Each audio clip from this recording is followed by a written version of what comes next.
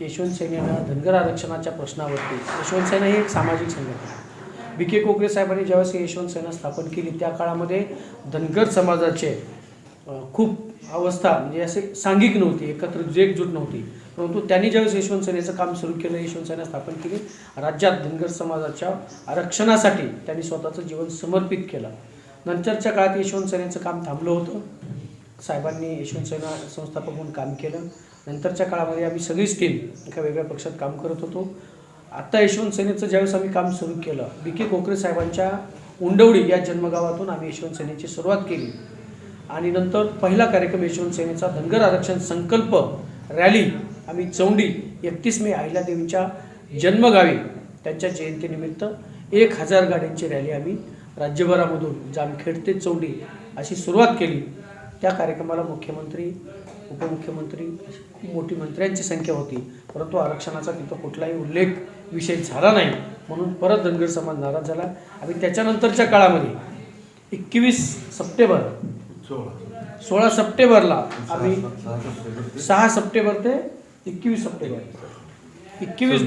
26 सप्टेंबरपर्यंत आम्ही धनगर आरक्षण अंमलबजावणीसाठी आमरण उपोषण यशवंत सेनेच्या वतीनं तीर्थक्षेत्र चौंडी या ठिकाणी आम्ही घेतलं.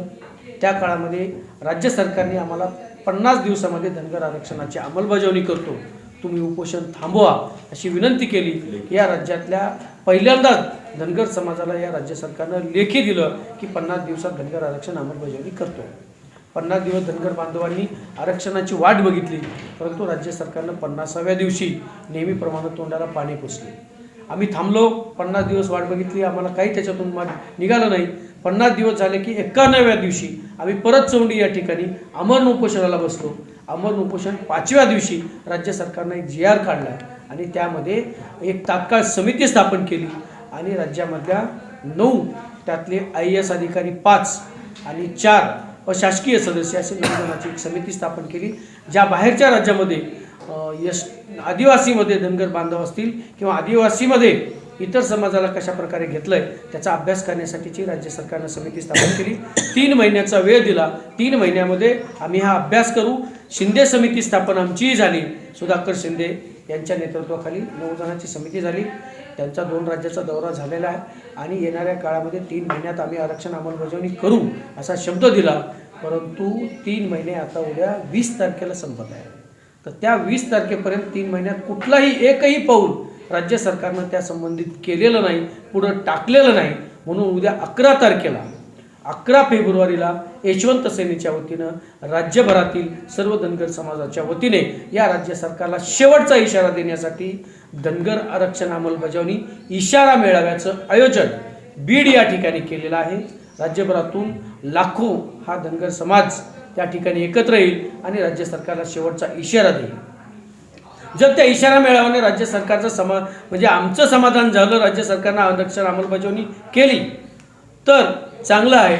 जर आम्ही 15 तारखेपर्यंत 17 तारखेपर्यंत वाट बघतोय, जर 17 तारखेपर्यंत राज्य सरकारनं 16 तारखेपर्यंत आमच्या आरक्षण अंमलबजावणी नाही केली तर आम्ही 17 तारखेला पुण्यश्लोक अहिल्यादेवी होळकर यांच्या जन्मस्थळापासून जिथं यशवंत सेनेनं 2 वेळा आमरण उपोषण केलं त्याच ठिकाणाहून राज्यातला धनगर बांधव हा आपल्या सगळ्या मेंढ्या, सगळा समाज, सगळी मुलं, सगळ्या महिला, हा सगळा घोडे, आमचा जो लाव लजम सगळा असतो, मेंढपाळा हा सगळा ज्याप्रमाणे मेंढे घेऊन चरायला जातो त्याप्रमाणे गेल्या 75 वर्षापासून आरक्षणावरचा आमच्यावर होणारा अन्याय दूर करण्यासाठी आम्ही सर्व धनगर समाज हे गावात, खेड्यात, घरात आता कोणीही थांबणार नाही. आम्ही सगळे मेंढ्यांसहित, घोड्यांसहित, कुत्र्यांसहित जे काही आमच्याकडे साहित्य असतं, जी काही आमची परंपरा आहे ते सगळं घेऊन चौंडी या ठिकाणावरून आम्ही 17 तारखेला मुंबईच्या दिशेने निघणार आहोत.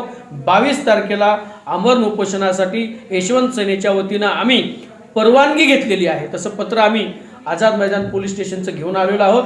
22 तारखेपर्यंत आम्ही आझाद मैदानावरती जाणार आहोत आणि तिथं जाऊन जोपर्यंत आरक्षण मिळणार नाही, अंमलबजावणी होणार नाही, तोपर्यंत मेंढ्यांसहित महाराष्ट्रातला संपूर्ण धनगर समाज हा मुंबईच्या आझाद मैदानावर जाऊन आम्ही उपोषण करणार आहोत. हा इशारा देण्यासाठी, म्हणजे तिकडं जाण्यापूर्वी हा इशारा देण्यासाठी 11 तारखेच्या इशारा मेळाव्याला राज्यभरातील सगळ्या धनगर बांधवांनी उपस्थित राहावं ही आपण आपल्या वतीने मी राज्यातील धनगर बांधवांना विनंती करतो. आणि अभी नाही तो कभी नाही ही वेळ आता धनगर बांधवांवरती आलेली आहे.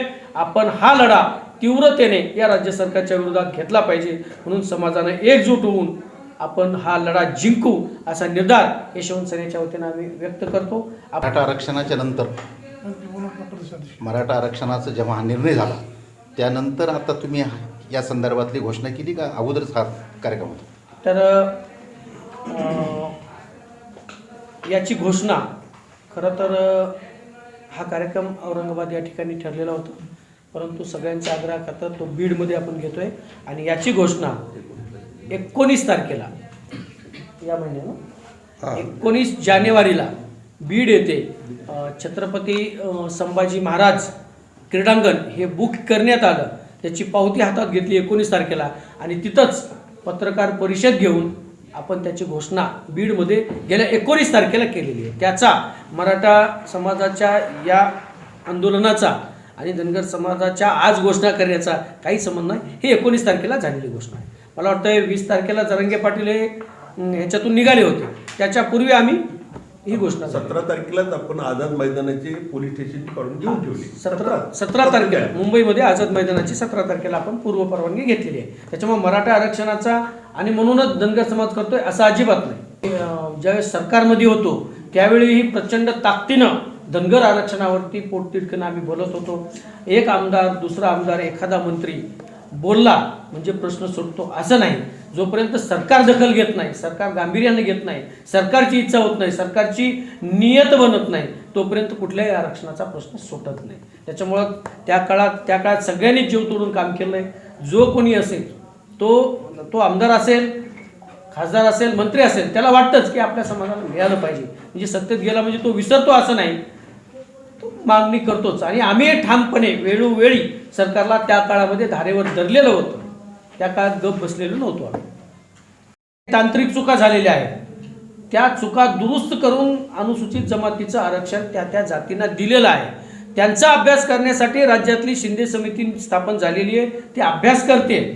म्हणजे केंद्राकडे जायची आज गरज नाही, राज्य सरकारने त्यांना इम्प्लिमेंट करायचं आहे म्हणून तर ही समिती स्थापन केली. त्याच्यामुळे हा विषय केंद्राकडे नाही आहे, हा विषय राज्याकडे आहे. हे राज्यांनीच आम्हाला सांगितलं की ही समिती स्थापन केली, त्याचा अहवाल आला तर बाकीच्या राज्यांनी कशा प्रकारे केले त्या प्रकारे आपण करू. म्हणजे हा कोर्टात केंद्राच्या कोर्टामध्ये हा चेंडू नाही, हा राज्य सरकारकडेच आहे. राज्य सरकारची नियत चांगली असेल तर आम्हाला आचारसंहितेपूर्वी हे आरक्षण मिळायला पाहिजे. 2014ला ऐतिहासिक असं बारामतीमध्ये एसटी आरक्षण अंमलबजावणीच्या निमित्तानं उपोषण झालं धनगर समाजाकडून. आणि त्यावेळेसचे विरोधी पक्ष नेते, खरं तर ते शब्द देणारे सत्तेत नव्हते, विरोधी पक्ष नेते होते. आणि त्यावेळेचे ते भाजपाचे प्रदेशाध्यक्ष होते देवेंद्र फडणवीस, जे आता उपमुख्यमंत्री आहेत, मधल्या काळामध्ये मुख्यमंत्री होऊन गेले. की त्यांनी सांगितलं होतं की आम्ही जर सत्य वाढलं तर पहिल्या कॅबिनेटमध्ये आम्ही ही देऊ. अर्थात त्यांची अनेक कॅबिनेट झाल्या, सगळे झाले, त्यांना त्याचा काय विसर पडला, तो अद्यापही विसर पडलेला हे मान्य आहे. राहिला प्रश्न आताच्या प्राप्त परिस्थितीमध्ये, जसं आमच्या राष्ट्रीय अध्यक्ष बाळासाहेब तोरतले साहेबांनी सांगितलं की सरकारने 3 पातळीवर हा प्रश्न हाताळायचं ठरवलं होतं. एक तर प्रश्न काय आहे की अनुसूचित जमातीच्या यादीमध्ये धनगरऐवजी धनगर असा शब्द आलेला आहे की तो धनगर पाहिजे. समाजाचं म्हणणं आहे, आमचं म्हणणं आहे की ते सगळ्याच अर्थानं 1831 पासूनच्या जर सगळे पुरावे आम्ही दिले तर त्याच्यामध्ये आम्ही धनगरच आहोत. पण ते नजर चुकीनं म्हणा की स्पेलिंग मिस्टेक म्हणा, by mistake, what ever it may be, काय असेल, परंतु ते मॅन्युअली कशी चूक आहे, परंतु ती चूक झालेली आहे आणि तेवढे दुरुस्त करावी. दुरुस्त करण्याचे मार्ग कोणते, तर जसं राष्ट्रीय अध्यक्षांनी सांगितलं, आपल्या देशातल्या 4 राज्यांनी अशा यादीमध्ये काही दुरुस्त्या केलेल्या आहेत आणि तिथे ते आरक्षण लागू केले. आणि त्याचा अभ्यास करण्यासाठी या राज्य सरकारने एक समिती नेमली, शिंदे समिती, की जे मुंबई महानगरपालिकेचे ॲडिशनल कमिशनर आहेत, त्यांच्या अध्यक्षाखाली IAS अधिकारी ते. तर त्यांनी सांगितलं की आम्ही मॅक्सिमम 3 महिन्यामध्ये हा अहवाल देऊ. प्रत्यक्ष 2-3 अडीच महिने होऊन गेले, अद्याप त्याच्यावर काही कारवाई नाहीये. काय चाललंय नक्की त्याच्याबद्दल काही कळायला जाईल नाही. समाजामध्ये अस्वस्थता प्रचंड आहे. मग इतरांचे प्रश्न सुटतायत, इतर समाज बांधवांचे प्रश्न सुटतात की जे घटनेमध्ये नाही वगैरे. आणि इथं मात्र जे आहे असूनही सरकार इतकं दुर्लक्ष का करते, दुजाभाव का करते, सापत्यपणाची भाव का देते, म्हणून प्रचंड अशी आहे. आणि म्हणून मग आम्ही पुन्हा एकदा ठरवले की आपण 21 दिवस उपोषण केलं, सरकारने लेखी दिलं, 50 दिवसाचा अवधी पाळला नाही, एक कमिटी नेमली, त्याचा अहवाल किंवा त्याचा आउटपुट काहीच नाहीये आणि पुन्हा एकदा आपल्याला ह्या मार्गाने जावं लागेल. प्रश्न राहिला आचारसंहितेचा, तर तो होण्यापूर्वी शासनाने 2-3 पातळीवर सांगितलं, ते कोर्टामध्ये मोर दॅन 2 टाइम 2-3 वेळा दिले, कोर्टामध्ये दिले, हायकोर्टात दिले.